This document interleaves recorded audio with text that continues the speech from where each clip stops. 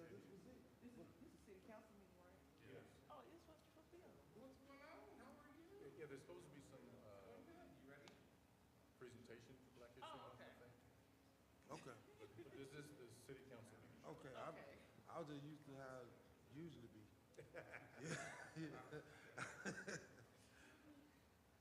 I think. Keeping up, trying to. With Smyrna or Jerry?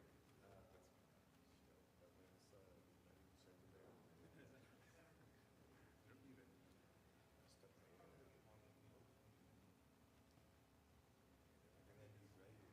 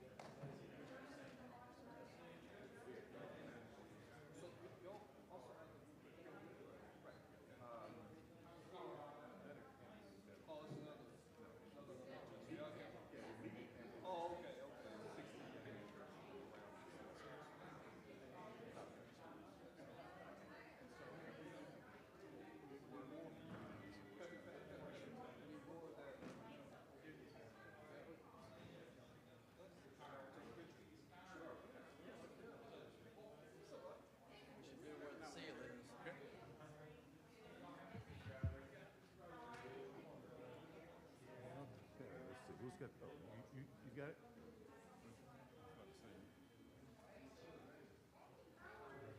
Hey, man, how you doing? Glad you could join us. We balanced here? We need to we need to even it up. Yeah. Somehow. Somebody got to go over there. Okay, there. All right, there we go. All right, left over, right?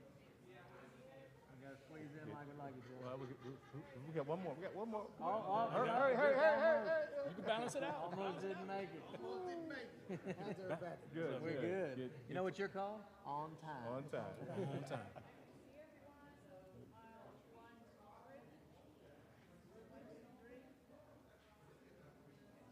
All right, thank you so much. Good, yeah.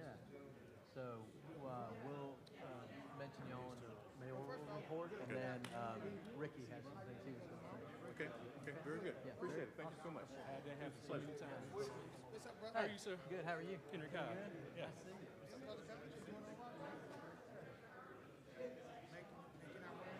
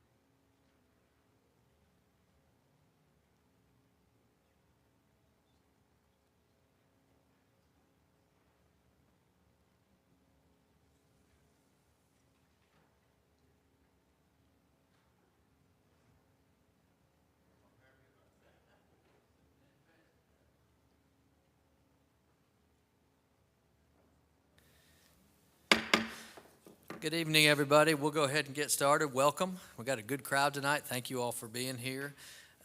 We have with us on the night that we'll read the proclamation in honor of Black History Month, we have Reverend Ernest Stallings of Greater Zion Hill Baptist Church at 2010 Village Parkway with us tonight. Come on up and lead us in the pledge and invocation, please.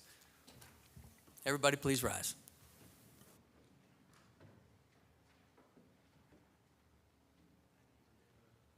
Yes, sir. Let us bow our heads. Our Father God, who art in heaven, the Father of Abraham, Isaac, and Jacob, Lord, we are calling unto you just to say thank you, Lord God. We thank you for our laying down last night and our early rising this morning. God, we thank you for this day because you have protected us all throughout this day. We ask you, Lord God, to bless our city of Smyrna, bless our mayor, and bless our city officials. We ask you, Lord, to bless everyone here on tonight in our city. Lord God, we do pray in Jesus' name, amen. Let all of us join in together.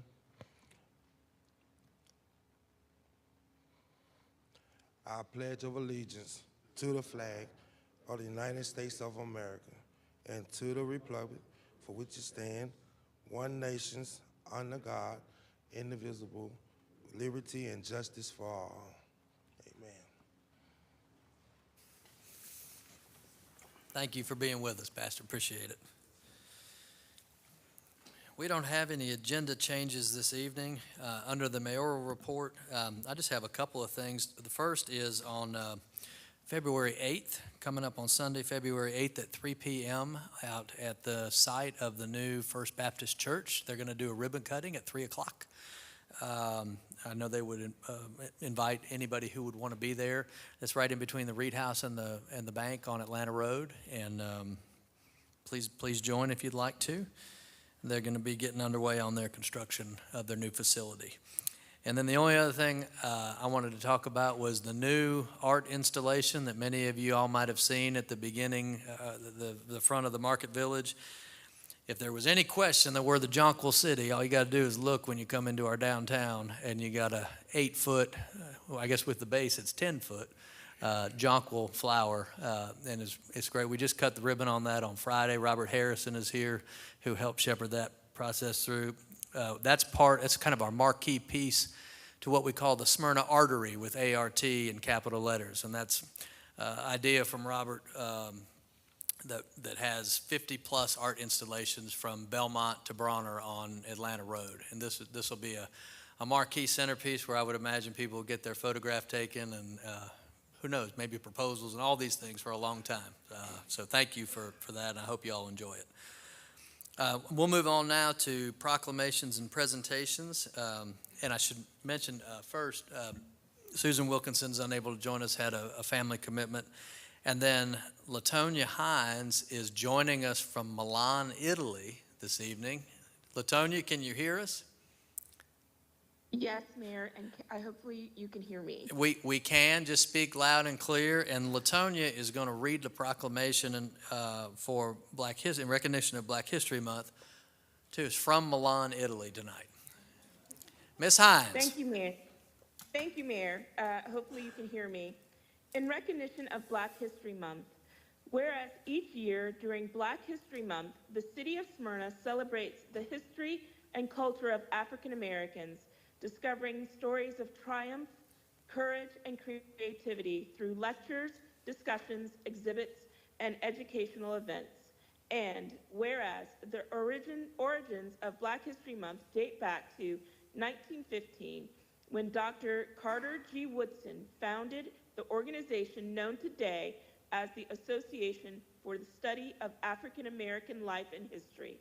And whereas Dr. Woodson initiated Black History Week, February 12, 1926, and for many years, the second week of February, chosen to coincide with the birthdays of Frederick Douglass and Abraham Lincoln, was celebrated by African Americans in the United States.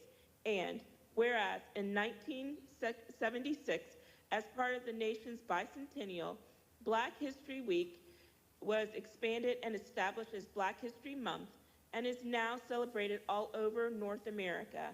And whereas the contributions of African Americans to the fabric of this country should be recognized and celebrated. In observation of Black History Month, the Smyrna Public Library and Museum will host a series of activities, and the city in celebration of this year's theme, 100 Years of Black History Month observance, will have its first ever Taste of Black History event. And whereas the continued efforts to historically preserve areas in the Rose Garden community and recognize significant African American leaders who helped in the building of our city are examples of the city of Smyrna's continuing commitment to solidify the legacy of Black history in the city of Smyrna. Now, therefore, I, Derek Norton, Mayor of the city of Smyrna, do hereby proclaim the month of February 2026 to be Black History Month. Thank you so much, Mayor, for allowing me to do this all the way from Milan, Italy. And tonight we should have Lisa Castleberry, who is one of the community leaders of Rose Garden here, to be able to accept this proclamation. It's important that we continue to do the upkeep of Rose Garden and the improvement. And I'm happy to say that we are working on a great program. Mayor, you can mention that more yourself, for Rose Garden Park, where a lot of the community events for Rose Garden is held. And the church in which Reverend Stallings who is from is also from the Rose Garden Davenport area. So thank you. And please remember, everyone, our Black History Month program will be on February 27th. Talk a little bit about that program, Ms. Hines.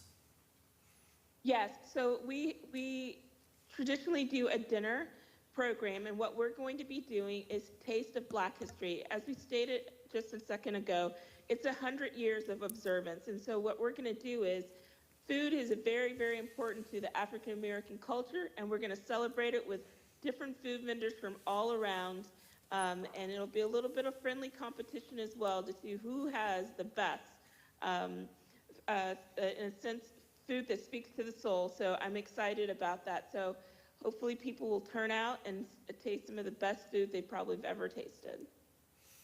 Thank you, Ms. Hines. What time is it in Milan, Italy right now? It is currently 1:08 a.m. Ooh. Well, thank you for joining us.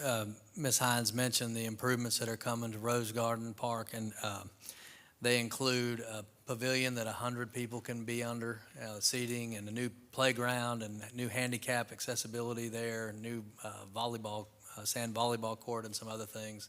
It's going to be a really awesome thing, and I'm real proud that this council is bringing that forward.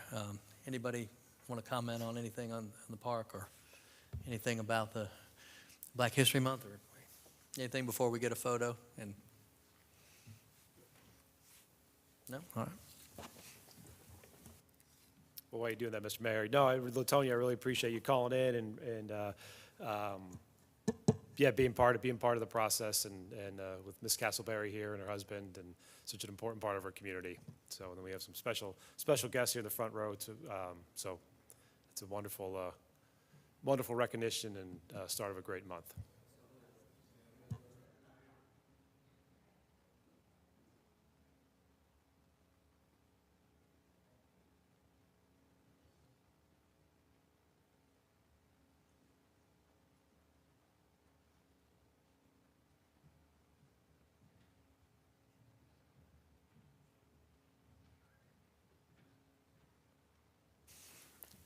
I think it's only fitting that Ms. Castleberry accept that proclamation, all she's done with the community for all the years and keep Smyrna beautiful and everything else.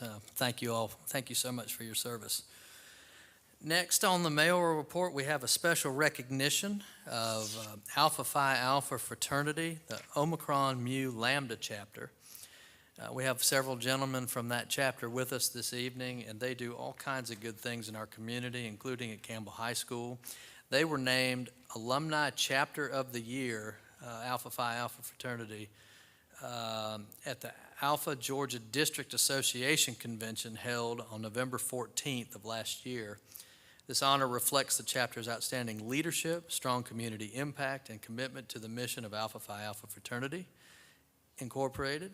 And standing out among alumni chapters across Georgia is a significant achievement and a testament of the dedication of all of your members.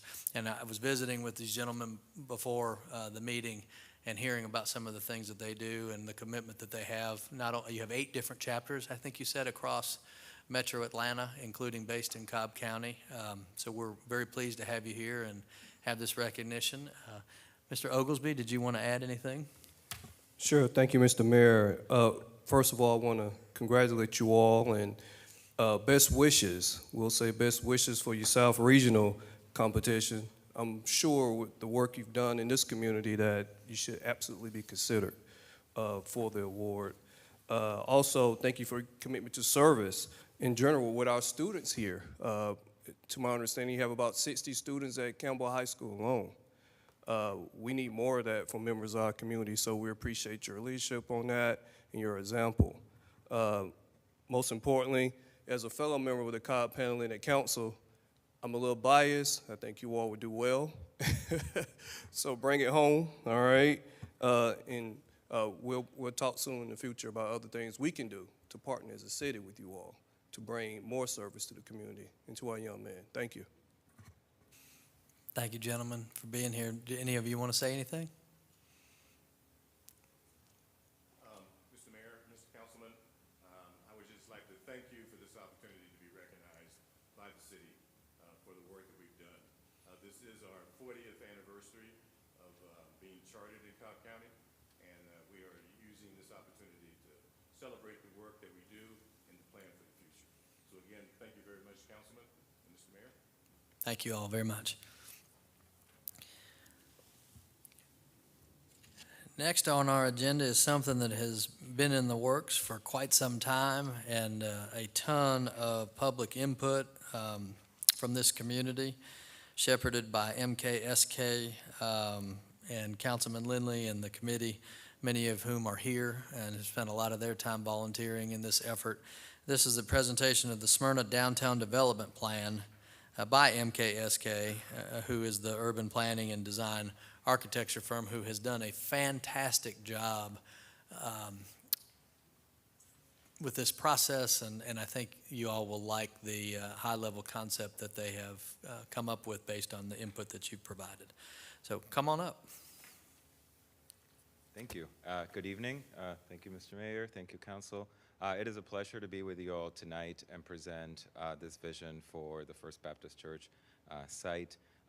For today, what I will do is I'll just talk a little bit about the planning process, then give you an overview of the great engagement that we had throughout with the community. Then I'll go into the vision for the site, walk us through the different components of how we are reimagining this fantastic portion of downtown. And then as I share the site, I'll pause and I'll give you some of the feedback that we received from the community when we shared this vision at the third public meeting. I'll also end with talking a little bit about implementation and about how to translate this vision, this concept, into a real development project that you all can take following the adoption of this plan, hopefully tonight. So first, a little bit about the process. We've been working with city staff, with the community for the last year on this. We divided this into 3 phases of work. In the first phase, what we call initiate, we asked big questions of the community. What do you want from downtown? How do you see this site integrating with the rest of downtown? What does it mean to redevelop? We talked with stakeholders. We mobilized our plan ambassadors. We held our first community meeting. Then, as we moved to a second phase, we took all of this feedback and we developed alternatives. And those alternatives were different ways to reimagine the site, and we tested those with the community at a second community meeting. Then we took all of that feedback and we went to a third phase of work where we synthesized it into one preferred concept that summarized everything we heard from the community, but also what we found through our own research with market conditions and then understanding mobility implications. All of this is summarized in very succinct 100-page document that is available on the project website right now. It includes all of the visuals and the materials that I'll walk through us tonight, but it has accompanying narrative, it has a full implementation chapter, and it has so much more information that you all can peruse as well, and it's available for the community as we take this plan forward. The plan is very graphic. All of the graphics that I'll show have additional information in this report. It goes into greater detail on the types of things that I'll discuss at a higher level today. And I think one of the main things about this plan, and honestly one of the joys in working through this process, has been the engagement process and the great reception that we've had from the community. We held 3 community meetings, all at the community center. The first meeting alone had 250 people. We had about 200 at the second community meeting and 150 at the third community meeting. We also had a project website, Downtown Smyrna Redevelopment. Over the life of that website, we had about 13,000 unique visitors who visited the website about 20,000 times. We also interviewed roundtables with stakeholders. We had about 70 stakeholders that we had 15 focus group meetings with. We did 2 online surveys, which had about 3,200, almost 3,300 responses. The first survey alone had 2,000 responses. These are huge numbers for online engagement. You know, one of my favorite parts of this process, we had 20 project ambassadors.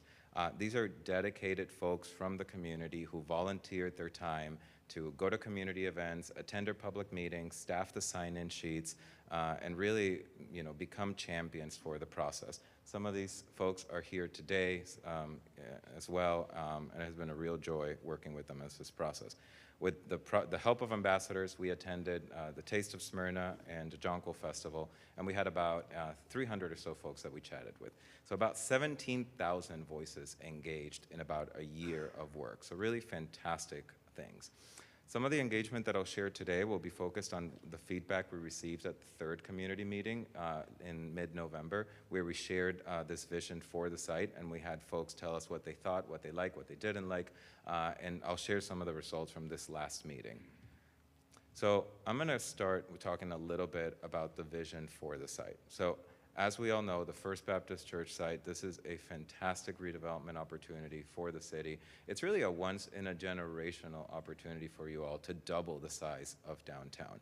Very rarely does this type of contiguous land right next to your walkable core come up for redevelopment, and very few times do you have the opportunity to purchase this and then to shape how it continues to grow.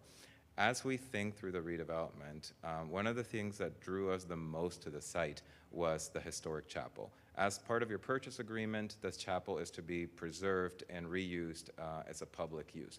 We think the chapel is the heart of any future redevelopment. It has been part of the community for more than 100 years, and it is something that really becomes the focus of any future redevelopment for the site. It's what brings it its authenticity and will ground it and help anchor this district. We think there's an opportunity to do an expansion to the site that still honors that historic architecture. I'll share a little bit about how that can be placed, but really showcase and open up the chapel from what is currently a hidden back side into a future green space. The other organizing element for this vision relies around connectivity. One of the things that people told us through this process is that they do not want to see an old downtown and a new downtown. They wanted everything to feel part of a single experience. And for that, we are proposing what we're calling the Jonquil Mile, but can really be shaped later after this process into any nomenclature. The point here is a really high quality trail that is beyond a path. It is a linear green that connects the Market Village, your village green, to the rest of the site. And it is something that can become more than a trail itself. You know, not unlike the Beltline nearby, but you know, kind of similar to some of my favorite trail examples, the Cultural Trail and the Monon Greenway in Indiana, where they use unique branding, lighting, wayfinding, you know, sculpture, public art. It all comes together to become a destination in and of itself. We think there's a great opportunity to make this type of investment in the public realm in downtown to help connect the Market Village to the site. And the reason that this is important is because as we think through redevelopment of the site, for us and for the community, it became crucial for this to be a vibrant, walkable extension of downtown. And we know as urban planners, you know, as folks involved in redevelopment, that vibrancy really starts at the ground level. This is where we experience, walkability, and this is where you all, as a city, have control. You can set the stage with great streets, great open spaces, great squares, parks, and really set the tone for the redevelopment, whether your investment's in place through the Jonquil Mile. What this signifies to the development community is that you have a high-quality public realm that needs to be matched with a high-quality development. And that vibrancy doesn't end at the sidewalk. That really only sets the tone. However, the vibrancy is really crucial at the ground level. And this is where you can influence the future development. You want a well-designed ground level that has a great mix of uses, has good urban design, so you have something interesting to walk to that encourages meandering. And you have to work with a development community, have a solid tenant mix that really brings in the types of businesses that, one, the community told us that they like to see, but two, businesses that you all know will contribute to what's already here in your market village, where you have great collection of longstanding businesses. And to make that happen, what happens above the ground level is really crucial. What the development that occurs there, whether it's residential, office, hospitality, all of that can be influenced by you all, but will be shaped by the market and by the development market. And what happens there will allow for that ground level to occur in a way that you all wanted, in the way that the community told us that they'd like to see, which is more restaurants, more retail, and more local businesses. And we know that to get to this, you have to have a little bit of market flexibility. And that, because people told us that they want certain things and they expect certain high quality things from this development, especially after a process like this. We heard from the community, the number one thing they'd like to see, more restaurants, more retail, making downtown a destination, bringing high quality dining, more things to do downtown. How do you make this work? It really is by bringing residents and housing to the site to support some of that redevelopment, make it feasible from a development perspective, have an appropriate amount of parking and a well-connected downtown, making sure that people can, conveniently park here. It doesn't have to become a parking district, but it has to be convenient and easy and intuitive. And then to support the redevelopment, think through other complementary uses like hospitality or office that will support those businesses during lunchtime or during slower times when residential or visitors don't support it. And this is at the back of our head as we think through all of the designs. And some of the things that we use to organize how we think through the site is what we call our framework. And it's really how we organize downtown and how we think through how to place a redevelopment vision. So just to orient folks to the graphic on the screen, you have King Street kind of moving north-south and West Spring Street through your market village. On the upper left, you see the community center and the library, and then on the lower right, you see the historic chapel. One of the key things here is the key corridors that anchor and organize the downtown. Really, it's the investment on King Street and West Spring Street. These are your two main corridors and one of your key assets. You also have some of your great civic anchors that organize some of your spaces and bring folks to the community. You've got your library, City Hall, you've got the historic chapel, and then, of course, the businesses in the market village. You also have amazing green spaces that you've recently invested on that already serve a great purpose in bringing people downtown. Your investments in the Village Green, the great kind of tranquility of Memorial Cemetery, some of the green spaces that are scattered throughout downtown. All this comes together and is connected through what we're calling the Jonquil Mile, which is the line that you see in orange moving through downtown. We see the investment in the Jonquil Mile as something that goes through King Street, through the heart of the redevelopment, goes up Memorial Place, right by Memorial Cemetery, and then goes through West Spring Street to the Market Village, connecting the site to the Market Village, and then goes up on King Street toward the Village Green and connects the pond and the Arboretum back to the site. This is a connective tissue that will bring all of downtown together. So the vision for the site is a kind of a nexus of all of these ideas come together. It's a mixed-use spine on King Street. It's the idea of bringing the Jonquil Mile through downtown, anchoring redevelopment around the chapel through a new chapel green that's connected to the historic chapel. All in all, the massing that you see here is conceptual. This is a starting point for you all to engage with the development community. And what we're showing here represents a site redevelopment that will add about 350 new homes, to downtown, about 8 to 12 businesses, a food hall with about 4 to 6 restaurants, and a hotel at the corner of Church and Atlanta, near the corner of Church in Atlanta, that has about 120 rooms. So I know this is quite a big graphic to start with, so I'm gonna break it down into some smaller areas and talk a little bit about what they mean. However, I know that one of the key things that you all want to know and the community told us about is housing. So one of the things that, when we talk about 350 new homes, I want to be very clear that this is a mix of for sale residential and opportunities for rent as well. So we're showing massing that includes some townhomes, some flats, as well as some multifamily apartments. And the reason for this is the development strength that you all have here in the region to attract some of these uses. You have really great comparable rents in the area that are supporting 1-bedroom units for $1,800 or 2-bedroom units for $2,100. You've got really healthy housing ecosystems supporting single-family homes or townhomes between $415,000 to $500,000. So really, great comps that will signal to the development community there's a lot of opportunity. 350 homes might sound like quite a big number, and the grand scheme of things, as you look at other developments in Smyrna, it's actually quite similar to other concepts, of course, at a density more suitable for downtown.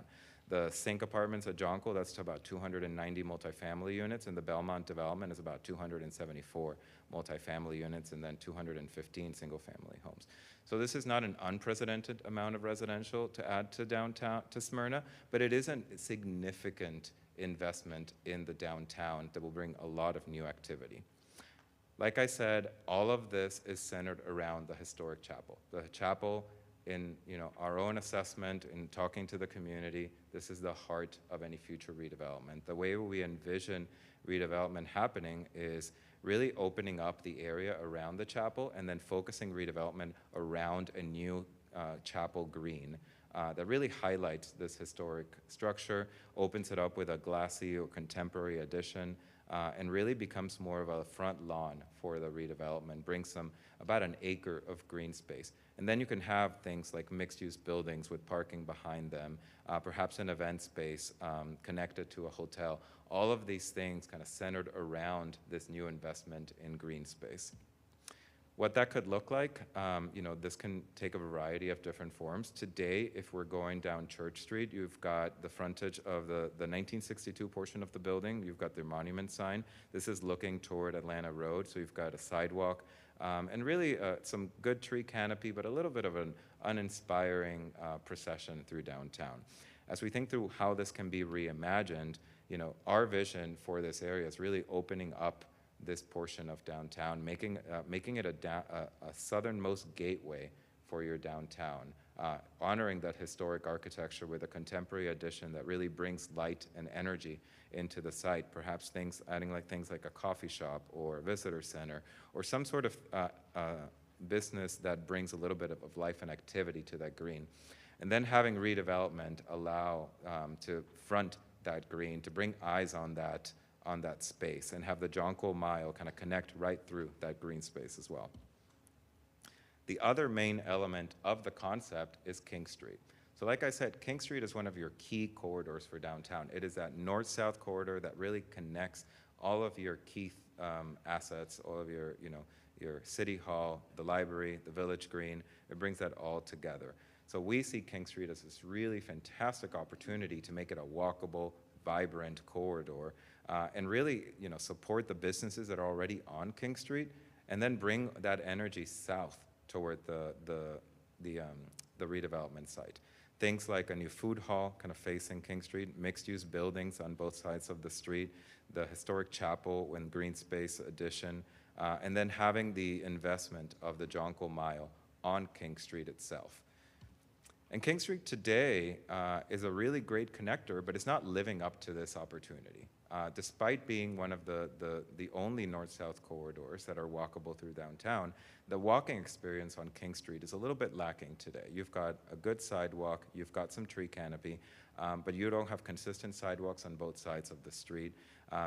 Luckily, in the image here, we're showing the First Baptist Church on the left and then the parking lot on the right. You control both sides of the street. So this gives you a lot of leeway into how you influence development here and then what types of investment you can do.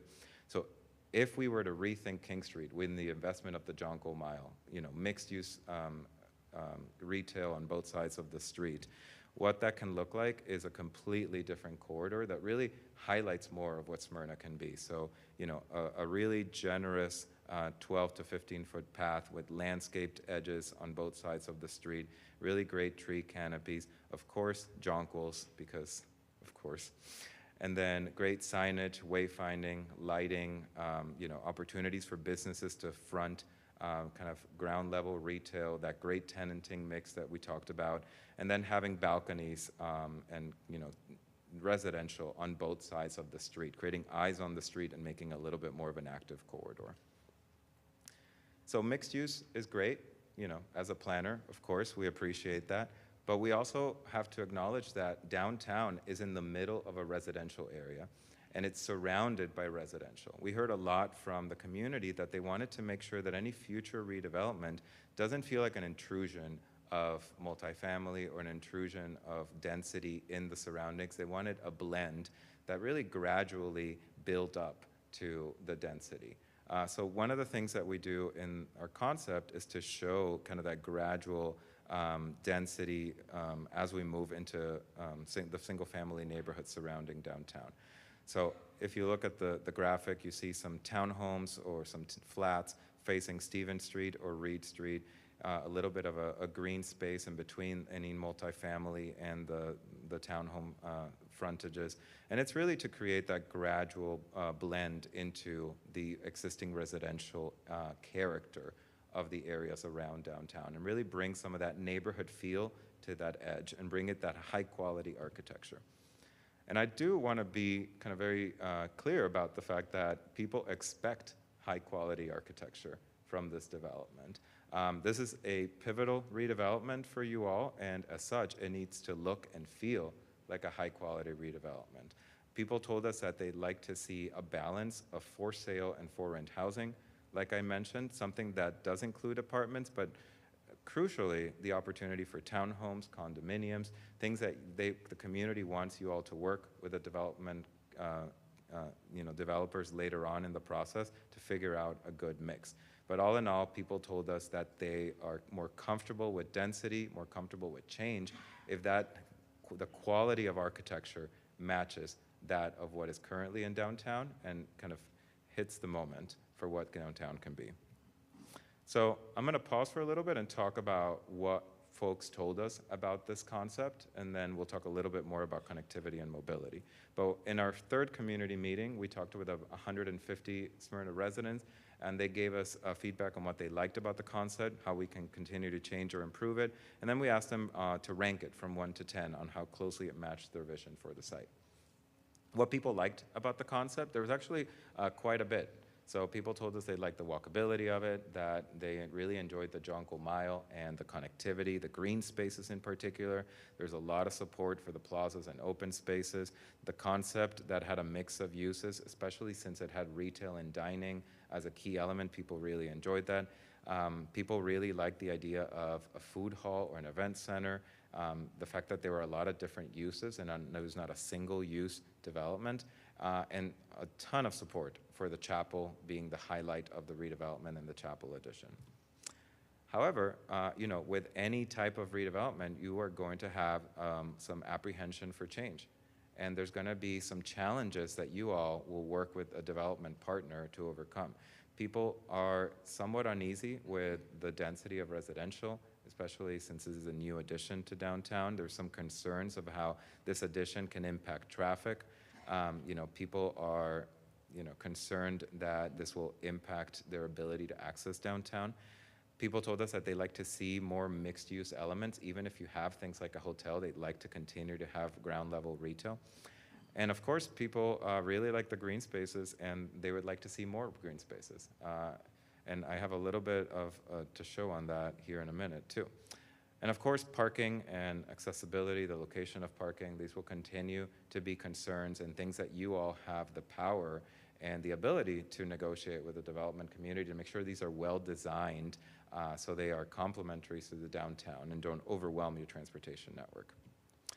When we asked folks what they thought about the preferred concept on the ranking from 1 to 10, originally we asked this in our second public meeting when we had 3 concepts, and those ranked about 4 or 5 out of 10. We were really glad to see that the preferred concept ranked significantly higher at 7 out of 10, which is a really positive thing to see as part of a process like this. We also asked folks what they thought about King Street. People told us that they loved the walkability, the outdoor dining, the Jonquil Mile.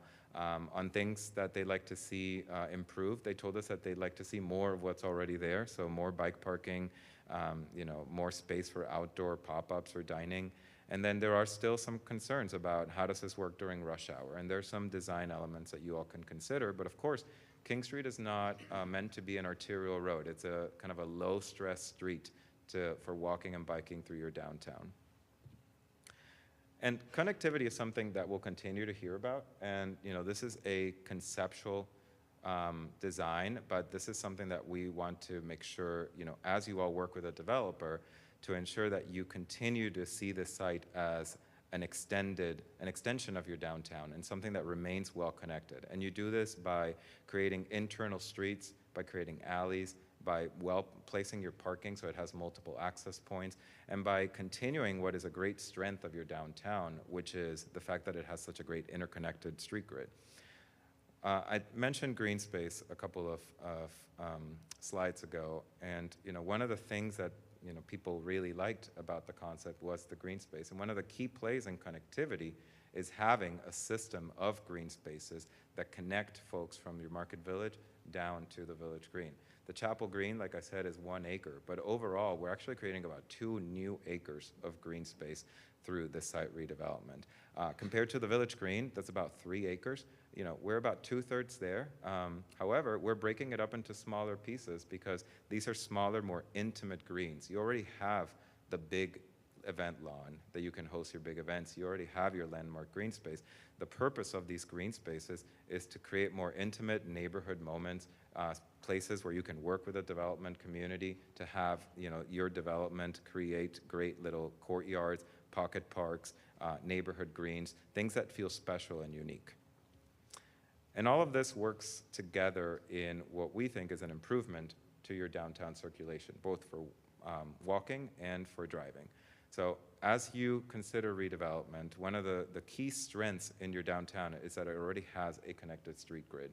You have streets that go through, what you want to maintain is a street grid where you don't put all of your inbound and outbound trips to one single road. So you don't want to have a super block type of development and you funnel all your traffic to Atlanta Road. You want to make sure you have internal streets and internal alleys that connect folks from Concord and Atlanta down to, through your redevelopment and well placed through to your parking structures. Parking, as we see it, has to be accessible from 2 different locations, has to be visible but screened so it doesn't feel like you're just driving through a parking district. I don't know about you all, but when I visit a great place, I don't really remember how easy it was to park. I remember how great the space was, but I do remember if it was really tough to park. There's a little bit of a balance. But the main element here in a mixed-use development is the fact that, it's not encouraging you to drive, it's encouraging you to walk. And that's one of the key drivers here in our concept is the idea of the Jonquil Mile, the fact that you're having a mix of uses. And all of this is to encourage folks, if they're driving, to drive and park once and then walk through your entire downtown. And you can do that if it's a good environment. Feasibly, if you come in and visit the site, you could park in one of the parking garages here, and it is a 5-minute walk to the Village Green. Similarly, if you're parked northern on downtown, 5-minute walk. What doesn't encourage that walking is if you have a poor pedestrian experience where that's not an intuitive walk, or if the walking experience is not great.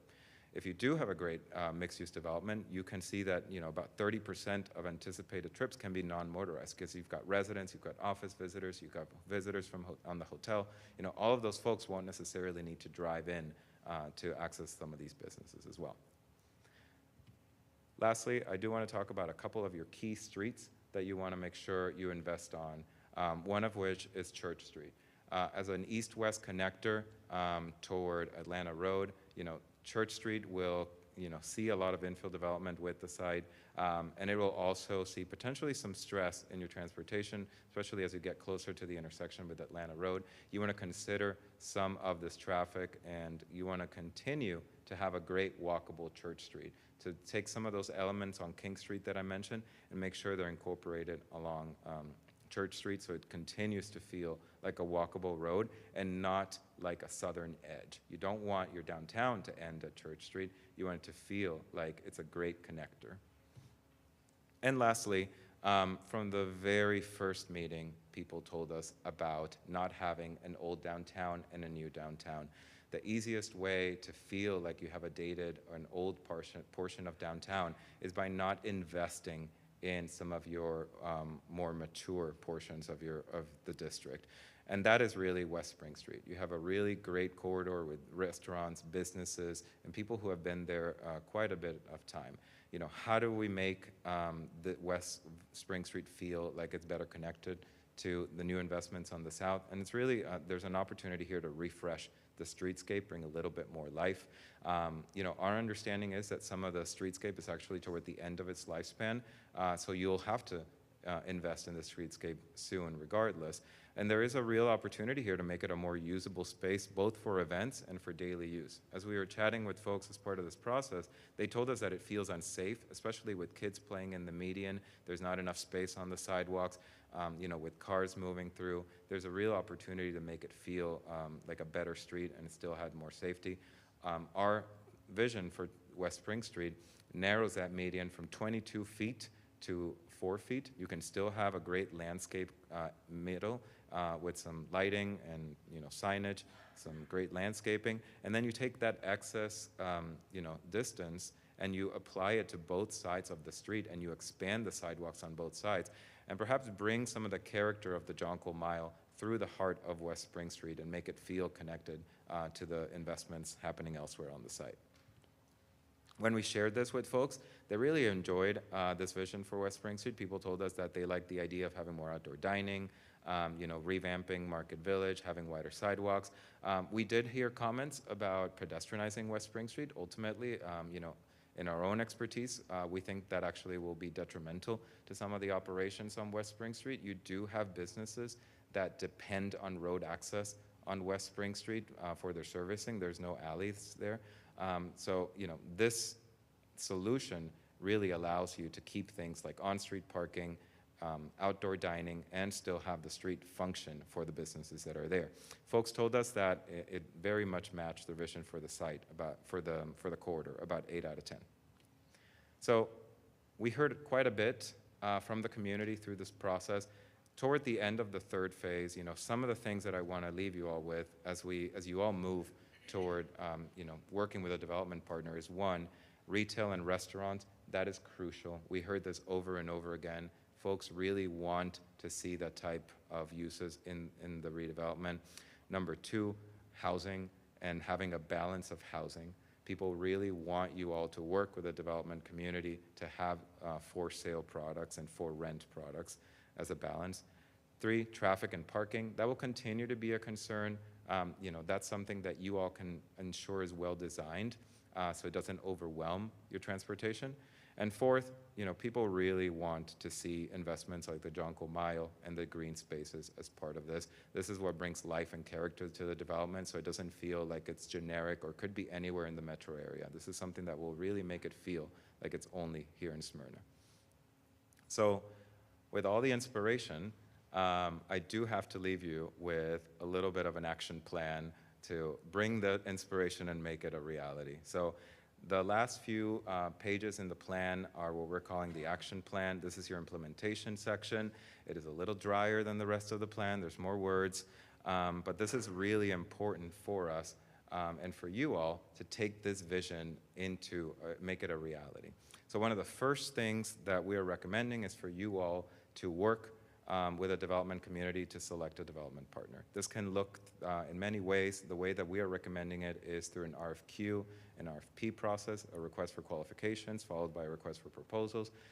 This is a process where you issue an RFQ to find qualified developers that have shown the experience and kind of that proven track record of doing this type of development.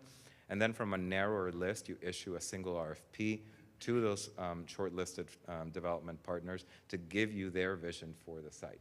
We have been very forthright through this process that with the community that the development that one day will happen on the site will not look exactly like what's on these concepts. In fact, we expect it. You know, the developer will come in with their own quals, they'll come in with their own vision. You know, your job as council, as city staff, is to align these two into a vision that fulfills those community priorities that we heard through this process. And these are incredibly important as you think through an RFQ and RFP. You want to make sure that these are incorporated into the scoring or how you pick and evaluate development partners. And that's, you know, prioritizing local businesses, providing a mix of businesses, having high quality architecture and public facing facades, having a mix of residential product types and different residential scales, having a development that includes for sale and for rent products, and then ensuring that a meaningful amount of green space feels open and welcoming. It's really important that you don't end up with things like interior courtyards that are only accessible for residents. You want to make sure that the design feels like you have all of these great little spaces that are to the public benefit of Smyrna residents and visitors to downtown. And the action plan to accomplish all of these things has 4 parts. I'll go through each one at a time. The first one is to establish design and community expectations. These are the kind of the nerdy planning things that you all can do right away to help, you know, set the tone for the redevelopment. Things like updating your urban design standards, adopting design guidelines for the site, aligning the site's zoning, which is, you know, representative of the development that used to be and not representative of the development that you want there, to make sure that that is up to date. And through it, the process, maintaining a transparent and open communication with the community, because they, you know, you've built this plan and this vision on this foundation of engagement. You want to continue that. And one of the ways to do that is through your advisory committee, which we've met with 4 times and have been briefed throughout this process. Work with your project champions. You know, all of these folks will be really crucial to ensuring that there's not just momentum, but support for this plan moving forward. The second element is to advance your public realm and infrastructure readiness. So, you know, we've shown you a conceptual alignment for the John Cole Mile. You can, you know, work with design firms to confirm that alignment, kind of refine your visions for King Street, West Spring Street, and the Chapel Green. Identify some, you know, public realm improvements you can get to work right away. Kind of look at mobility and safety upgrades on your key corridors, something in, you know, intersections with Atlanta Road. And then assess your utility and infrastructure to make sure that any future redevelopment, you know, you are well informed on the needs of any future redevelopment for the site. The last 2 implementation action items are really development focused. So first, prepare that solicitation, like I mentioned, through the RFQ and RFP process. Before you do that, and this is something that city staff is already doing, it's share that redevelopment vision. You are not in a procurement process. You can openly talk to the development community and get feedback right away. In fact, they are calling, as I am aware, and they're even calling me in some instances to learn information. So, you know, use this to your benefit. You can also retain a real estate advisory firm to act as your representative and guide you through the solicitation process. And then you issue your RFQ, your RFP, and then you work, you know, with your partners to select that development partner. And after you've selected a development partner, you want to collaborate with that developer to turn that vision into long-term redevelopment. So first, establish a clear partnership through an MOU, coordinate, you know, the delivery of public realm elements that we've discussed, you know, what should come first to for a phased-in development. Work with a developer to ensure the mix of housing types that you all want and expect and will be feasible for that developer. And then, you know, as you work through a development process, you know, think through what incentives, what things you can do to support local businesses and community-serving businesses to be part of the redevelopment mix. And lastly, longer term, define some of the responsibilities for maintenance, programming, and activation of your open spaces. You all know how expensive it can be to maintain your green spaces, your streets, your alleys to the level of care and quality that residents expect. You can work with a developer earlier on to understand what is your role as a city and what is their role as a developer in the ongoing maintenance of some of these spaces, some of which might be public and some of which might be privately owned, but operate in a public manner. All of this is organized in an implementation matrix. It sets out the recommendation, Our suggested timeline for it, between a short term, which is less than a year, a medium term, 1 to 3 years, and a longer term of 3 to 5 years, and then kind of a lead, the city department to lead some of these efforts, and then partners within the city to help support that effort. You see here, the implementation matrix for collaborating with a selected developer. It shows, everything itemized, including things like, working to get retail tenanting strategies, working with a developer to ensure a mix of housing, things that are important to you all. So with that, I would love to open it for discussion, and thank you all for being such great partners through this process and with the community. Thank you. You've done incredible work. We're so happy that you were the one chosen to do this, because it's been a great process all the way, and I think what we've come up with is something that the citizens can be proud of, and as kind of like you said, it's going to change, but a really good starting point for what's possible, expanding the downtown. Mr. Lindley, anything you want to add? No, I know we've got some folks here that have worked hand in hand with the city, but a huge thank you to Luis. Your leadership is much appreciated, and I think it has been crucial to guiding the public comment and engagement to a concept here tonight that truly starts the process. So thank you. Thank you. Mr. Welch? Yeah, very quickly, and you really don't have to answer this question. Sure. You can get with Andrea, and she can give me the feedback. But in the RFP process, Mm-hmm. an RFQ, RFP, however Sure. we go about that, we're going to be asking these groups to put together real detailed presentations, I'm assuming, with a heavy cost. I mean, there may be $30,000 worth of preliminary work to go into this. Are we considering some type of reimbursement or payment for this? Or, and you, Andrew, you don't have to answer it right now if y'all don't have it, but I'm just curious about that. I'm happy to start the answer, but that is one of the benefits of doing an RFQ and a process first and followed by an RFP. The RFP process, like you said, is a costly, time-consuming endeavor, especially if you have things that you want to see, like their vision for the site. The benefit of doing the RFQ first is that they only have to prove that they have the experience, the qualifications, and that they are willing partners. So then you narrow it down. Ideally, in an RFQ process, you narrow it down to 3 to 5 developers. That way, they're already invested and more willing to do that in time-consuming and costly endeavor of putting an RFP together. There is significant interest in this process already, so it is something that you will expect to see, quite a lot of development engagement. Andrew, is there anything else you'd like to say? Yes, so he answered the question about the RFP, and what the advantage of that is. But to the point of significant interest, when we got a little news coverage on the third public meeting, the phone's been ringing off the hook with interested parties.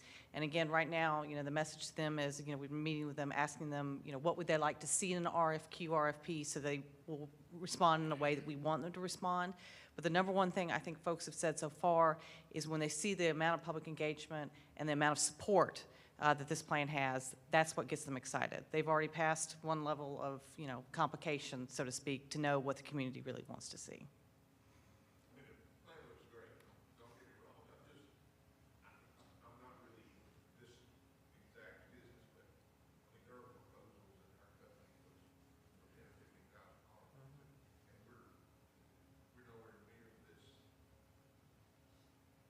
Detail of the proposal that we're going to be asking for these. I hope we're going to be asking for these people to provide us with. And that is one of the reasons that we recommend working with a real estate advisory firm to guide you through the RFP process and ensuring that, you all are asking the right things and not asking things that are removing, otherwise qualified developers. Of course, cities can do this without an owner's representative, a real estate advisory firm. You all have incredibly talented staff that could do this in-house. But if you do want guidance, there are experts there that will do developer outreach, things that you are already doing, and then will help you kind of figure out what are the terms to include in an RFQ or an RFP. Because I agree with you, you don't want to create a document or a process that's so onerous that, you disencourage folks to participate in it. The great thing, like you mentioned, we've got Andrea, who's been through this in Sandy Springs and is familiar, so we'll follow her lead and get a good process going. Remind us when the RFP is scheduled to, or RFQ. When does that process begin? Because like you said, there's a lot of people calling and meeting with a lot of folks and having discussions. Once that goes out, those stop, right? So when is that? I would recommend that we look at that sometime later this year, mid-year. We've still got some work to do on the front end. Again, want to consider whether or not we want to hire someone to be on our side, so to speak, and representing our interests. So we've got further discussion before we want to open that up. But I would anticipate by the summer. Any other questions or comments from council on this? Mr. Gould? Just a thank you, Louis, and Andrew, of course, right, and Councilmember Lindley. Really appreciate your expertise, your guidance, and as we think about going forward, right, knowing the value of somebody who's been through this process before, right, to help us. Andrea has, of course, but the process that I've seen to be successful in the city is when we've had some expertise involved throughout that. So you're getting us to this point. It's been highly valuable, and along with our community who's been engaged and some really talented folks on the committee too that lended their input. So thank you very much. Thank you, I appreciate it. And I would just like to state how fantastic city staff has been through this process. The engagement doesn't happen by itself. Andrea and Jennifer have really done a fantastic job getting folks to the meeting and making sure people know that this process has been happening. Thank you. I'm going to go off script a little bit. We are going to vote on this on our first action item of the night. We're still under the presentations, and I know a lot of you have made an effort to be here tonight. If there is anybody in the audience who would like to speak on this or have any thoughts on this development, I know we've had a ton of public input already, but if you've got a thought that you'd like to share with us about it, this would be the appropriate time. Or if you even think you want to, come in and get sworn in by our city attorney. Don't need to be sworn in? All right, don't need to be sworn in. Okay, come on up. If you'll just state your name and address for the record for us, and be glad to hear what you have to say. Good evening. Hi, I'm Marie Smith from 1215 Bank Street, and great proposal. It looks great. I'm really excited about it, but I'm hoping that the city would have learned our lesson on green trees for what we'll be able to keep for this one, because sales do not provide the shade that trees provide. So hopefully we'll look at keeping more of the trees for this development.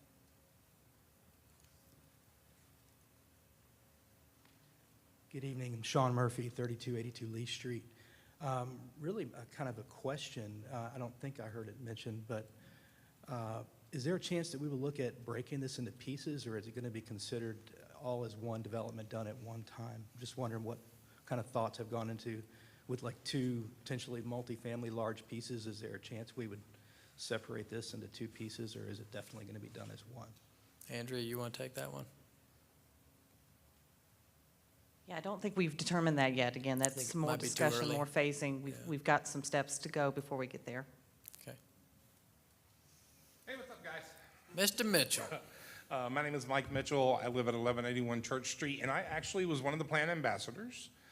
So I have been to all of these engagements and helped push the word about the survey, et cetera. And I just wanted to comment and thank Luis specifically for all of his hard work. It was really cool being part of that process and coming to the first town hall meeting. And we worked at action stations where people came and asked questions and got involved, et cetera. And then coming to the second meeting and seeing that those thoughts had actually been put into work and they had been exercised and they had been thought through and they had been evaluated. Oftentimes in our culture, government officials say, we talked to people and this is ultimately what was decided. In this case, it actually happened. The voices of Smyrna have been heard. It's going to be a headache. I live right off Church Street. It's going to be a headache, but it's going to be an amazing opportunity for us to showcase what this little city can do. So I just wanted to say thank you. I really, really appreciate it, and thank you specifically. It was great working with you. Yes, sir. Hi, I've been in this process from the very beginning. I just want to say this is a great opportunity for the city of Smyrna to make this place a destination. And I appreciate the hard work. And for you too. He didn't say his name and address, but he's on the committee. I bet we can find it. Yeah. Thank you, sir. Yeah. Thank you. Anybody else? All right. I appreciate y'all being here. This is obviously something that is so important to this community, as evidenced by all the people who have come out, not only over the past several months, but also this evening for this vote. So we'll move on now then to our first action item under the community development items. This is item A, Resolution 2026-005, authorization for the approval to adopt the Smyrna Downtown Redevelopment Plan 2026 and authorize the mayor to sign and execute all related documents. I'll turn this over to Mr. Lindley for a motion. Well, thank you, Mr. Mayor. It's sort of a monumental night, I think, for our great city. Is one of the first major steps to a new era and a new age. As we've said many times over the last several years, this was a unique opportunity to set the course for an enormous expansion of our downtown, and to that end, we have a concept that will set the course, I believe, for the next 50 to 100 years. So a moment truly for history, hopefully, and hopefully developers will continue to call Andrea and the team. It has been noted, but I think it is worth stating again as we move into the motion process. But over the last year, Smyrna has engaged, quite frankly, like it never has before, with over 17,000 residents engaging in public comment. It is indeed historic, and Smyrna's residents have spoken, and their voices have been heard, and the plan and the concept reflect that. And to those of you here tonight that were part of the process, thank you, and a huge thank you to the 17,000 residents who stepped up and were part of the process and really guided this effort. As with many recent projects, the concept reflects public engagement, and to thank you to Mike Mitchell, one of our ambassadors. He hit it on the head. This, unlike any other project in recent Smyrna history, really was driven solely by public engagement. There were no parameters placed on it other than it would be redeveloped. So to that end, a great concept has been derived directly by our residents, and I think as a government, I know I'm proud of it, and I suspect all of the members before you are. A huge thank you to Andrea Worthy and her team, and to Jennifer Bennett for their tireless work, and to our entire city staff. We, as a city, have much to be proud of with the outcome of this concept before us tonight. And again, I hope it is the first of many big newsworthy items on this issue. Thank you to MKSK and their team. It has been a great working partnership, and a huge thanks to Luis Calvo. I think he thinks his work here may be done, but we'll see about that. Luis, your leadership has been much appreciated. To the next two groups that I wanted to recognize, a huge thank you to the Downtown Redevelopment Committee. The committee has worked very hard, been very generous with their time and energy, revisited many cities throughout Metro Atlanta. There's some irony. Some of the cities at one point, about 30 years, copied Smyrna, and now it's come full circle where we're going back to look at some of their successes. So a lot of what we learned has been incorporated in the final concept. And I would like to ask any members of the committee if you would please rise and be recognized for your work and effort and time. Thank you all.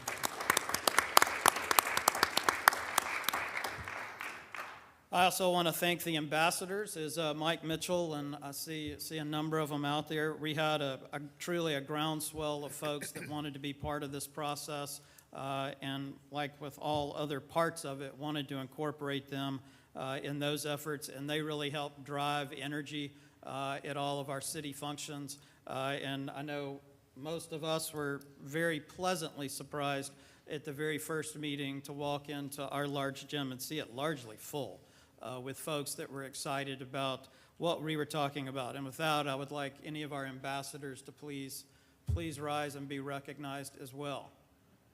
I know Mike Mitchell, Toby, I know, there you go. Thank you all. And again, Mr. Mayor, I am excited about the opportunity. Councilmember Welch and I were commenting, 3 to 5 years takes us well into the future. And then, of course, the finished product hopefully will be before the city and sort of stand the test of time. I think certainly it's going to be hard for anybody to argue we did not listen to the residents of Smyrna. So very proud of where we are tonight, and at the appropriate time, I will motion do pass. Second. I think it's the appropriate time. We have a motion do pass, second by Mr. Welch. All those in favor, please vote. Do we still have Ms. Hines with us? Yes, and I vote in the affirmative. Voting in the affirmative. Now it's like getting on 2, 3 in the morning in Milan, Italy. Thank you, Ms. Hines. And that passes unanimously. That is...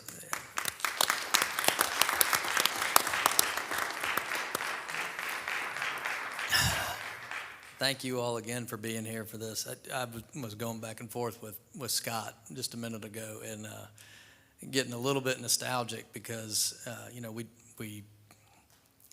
we wanted to, 6, 7 years ago when I spoke to so many of you, all you wanted was more people downtown, more energy, more restaurants, more retail. And so we did the green space, and that's been a huge success, and a ton of people are down there every day. And then I got a phone call from Pastor Pennington who said, would you have lunch with me? And we went and had lunch in that back room of Atkins, and he said, I think the church might be moving. Would y'all entertain talking about that? And so in that back room of Atkins, that you were in that room for many, many of those, for about 18 months, we talked about it and just slowly worked on a deal.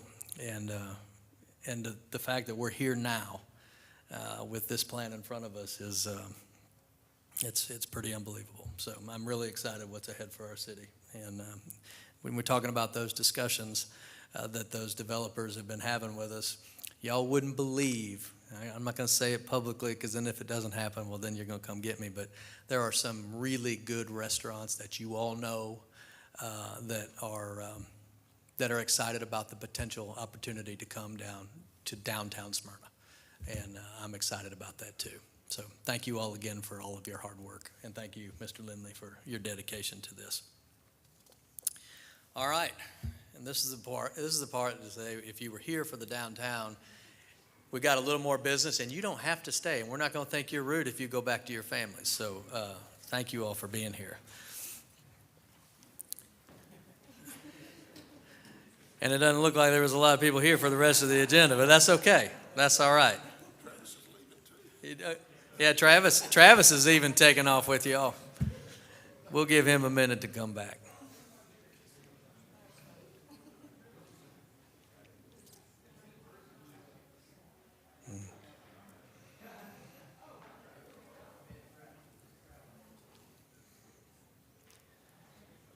I'll go ahead and start reading this because it'll take a minute for him to get back anyway. Under formal business, we don't have any privilege license or show cause hearings tonight. Under formal business, item A is authorization for the approval of an agreement with Connect and Go out of Montreal, attraction ticketing for an initial cost of $6,500 for deployment and training, and an approximate yearly cost amount of $25,000 to be paid from Parks Athletic and Aquatics for the splash pad, and authorize the mayor to sign and execute all related documents. Ms. Christian, is there any additional background?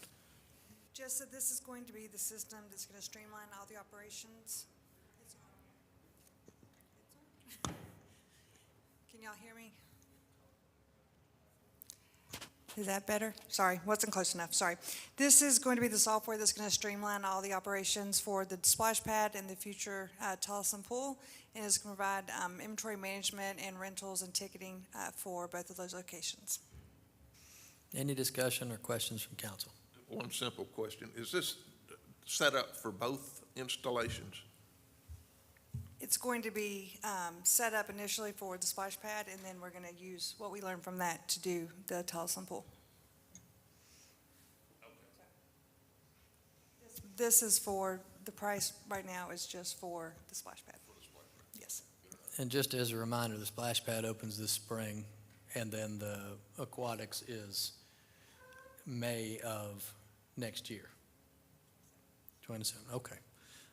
Any discussion? Any more questions? Mr. Pickens, anything? Good? All right, I'll entertain a motion.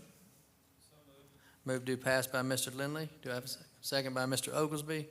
All those in favor, please vote. Ms. Hines, how do you vote? I vote in the affirmative. Okay. From Milan, Italy. You know, we got Milan, Italy, we've had Antarctica and China. That these dedicated members have called in from all over the world. Did everybody vote? All right, that passes unanimous. I can't see that on my screen, but that's okay. All right, item B, approval of the appointment of Ward 7 resident Walter Colas to the Smyrna Planning and Zoning Commission to serve a 2-year term through December 31st, 2027. This is in Ward 7. Mr. Oglesby. Thank you, Mr. Mayor. Really happy and excited to nominate Mr. Walter Colas. He's a well-known name in our community for the work he does with our youth and youth sports and also other organizations within our school system. So with that being said, I'd like to motion to pass. Have a motion. Do I have a second?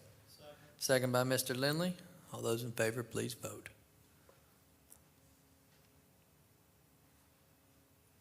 Ms. Hines. I vote in the affirmative.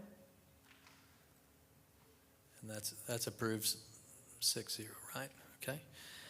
Item C, authorization to approve Kendall Supply Incorporated in Atlanta to perform a 3-year 2026 through 2028 AMI meter replacement project to be completed in phases. First phase on the project in an amount not to exceed $3,640,471.05 to be paid from the Water CIP Fund, and to amend the adopted fiscal year 2026 Water CIP Fund budget to establish a new project in the amount of $2,900,000 titled AMI Meter Integration, and authorize the mayor to sign and execute all documents. Ms. Kristen, any background, please? Yes, this project is being requested to integrate AMI technology into the meters citywide. This technology will allow us to be able to read meters in the office versus having to drive around and radio read from the cars. As the mayor stated, this will be done in 3 phases, with the first phase starting immediately upon the approval of this agenda item, and then the next 2 phases will be part of the CIP plans for 27 and 28. Any comments or questions from council? Okay, may I have a motion? Motion to approve by Mr. Welch. Second by Mr. Gould. All those in favor, please vote. Ms. Hines. I vote in the affirmative. Ms. Hines, I bet you're ready for this meeting to be over, aren't you? I would kind of say that, but I'm here. I'm here. And that's approved 6-0. We'll move to item D, approval of the proposed agreement with Crofton Associates Incorporated out of Kennesaw for architecture and engineering services for the 1088 Concord renovation project in an amount not to exceed $306,825. This is the Georgia Power Building. Ms. Robinson, any background, please? Yes, RFP 25-026 was awarded in September of last year, and after that award, we went through a design process with several of the vendors approved under the agenda item for on-call services. Croft is the one who rose to the top during that process, and we selected them. And this agreement is going to assist the city with getting the contractor selected through the procurement process and assist the city with project management. Thank you, Ms. Robinson. Any questions or comments from council? All right, may I entertain a motion? Motion to pass by Mr. Lindley, second by Mr. Pickens. All those in favor, please vote. Ms. Hines. I vote in the affirmative. Okay. And that's approved 6-0. Item E, it's a bunch of budget amendments. authorization to amend the fiscal year 2026 adopted general fund budget to increase or reclassify the departmental expenditure budget line items of finance, IT, facilities, parks administration, parks athletics and aquatics, parks facilities, parks maintenance, police administration, and sanitation for a net amount of $431,682, and increase the general fund insurance premium tax revenue line item in the amount of $431,682. Authorization to amend the fiscal year 2026 adopted multiple grant fund budget to increase the revenue and expenditure budgets in the amount of $900,000 for a Department of Housing and Urban Development grant that was not included in the adopted budget. An authorization to amend the fiscal year 2026 adopted water and sewer fund budget to increase the revenue and expense budgets in the amount of $14,800 to cover costs associated with the technology and training costs with meter upgrades. Ms. Robinson, any background, please? That was a lot to say. I just wanted to hit on a couple of highlights. A lot of the general fund transfers are related to just housekeeping items, but a couple of key things included in this amendment is funding for the artery, which was mentioned earlier, and then funding for the a parks position for the splash pad and the future Tolleson Pool development. To touch on the $900,000 for multiple grant, that relates to work we're doing with the Trust for Public Land down by the river to get a pedestrian bridge down there. And then the last item for water and sewer relates to the item we just talked about for the meter replacement, and that's some technical services that we have to do related to that project.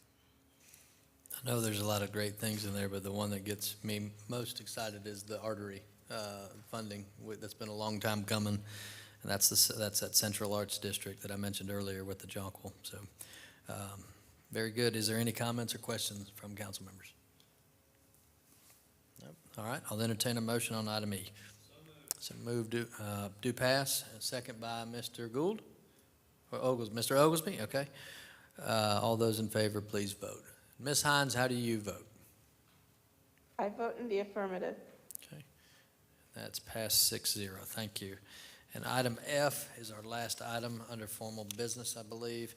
Authorization to add a full-time position, aquatics operations coordinator within the Parks and Recreation, Athletics, and Aquatics Division. Ms. Robinson, I'm guessing this is for the splash pad and for the aquatics center. That is true. Yes. Any other background? That sums it up. All right. Any questions or comments from council?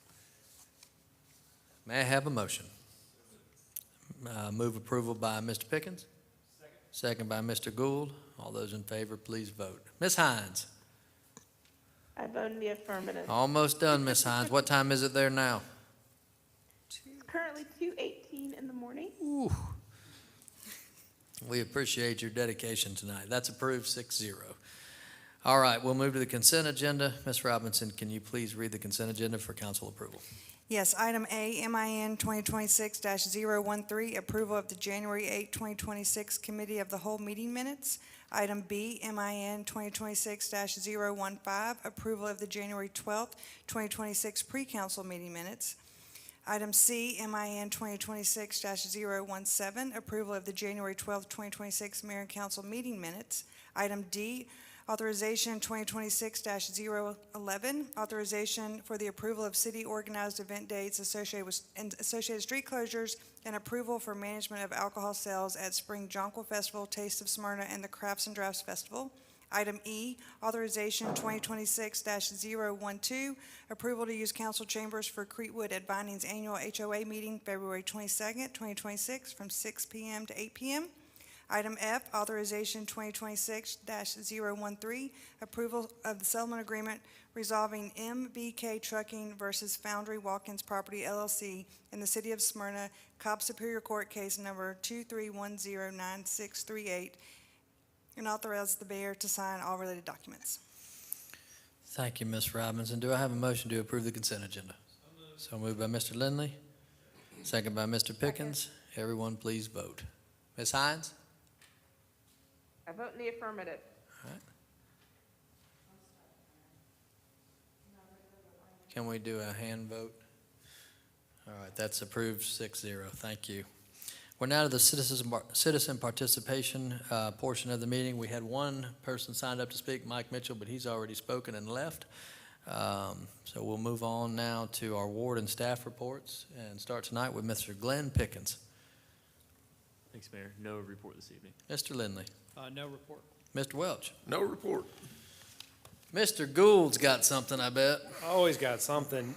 Hey, two quick things. The Smyrna Business Association lunch this Thursday features a well-known longtime Cobb County resident, Miss Joyette Holmes, who you may know is the former chief magistrate judge of the county, also the former district attorney, and is currently the vice chair of the State Board of Pardons and Paroles. So come on out to the Business Association and catch up with Joyette, wonderful person. Finally, Coach Nord, who coaches the Campbell Junior Spartans football team, wanted me to let you know two things: that registration opens this week for the football season, and third, they are going to go for a three-peat. So the third, they won it in the 6th grade and 7th grade, and this year they hope to win it again in the 8th grade. So if you're interested, go to campbellspartans.com and sign up today. Thank you, Mr. Mayor. Thank you, Mr. Gould. Mr. Oglesby. Wow, Coach Nord, man, he's amazing. He started real early this year. My son was on that last championship team and stuff. So, yeah, I'm really proud of them. They're a great team, great coaches. Thank you, Mr. Mayor. I want to say Happy Black History Month. Take some time to read about Black history, which is American history. When you get an opportunity, it only takes about 5 minutes out of your day to learn something new about someone. Could be your neighbor. Want to personally congratulate the members of Alpha Phi fraternity, here, our local chapter here in Cobb County, and wish them the best of luck. And thank you to all the citizens of Ward 7 who came out to our town hall meeting this month, and those who could not make it. If you have questions or concerns or have some feedback you would like to share, yeah, reach out to me. I'll be willing to come by your neighborhood, or we can have a one-on-one. Last but not least, I want to personally thank the Smyrna Police Department and Smyrna EMTs for being there for me during my time. As everyone can see, I'm healing, doing a lot better, and every day I'm getting better, so it's awesome. Glad to be here, glad to be back in this seat. I yield back. We got the best in the business on the first responder side of things. Absolutely. So, Ms. Hines, anything to report from Milan, Italy? No, the Olympics at the end of the week, yes. But once again, Black History Month and our celebration, so I hope people come out. It's going to be a great time. Have a great trip. Scott, anything? Ms. Kristen? Ms. Heather? All right, if there's no other business to be brought before this body, I will say good night to you all from the Jonquil City.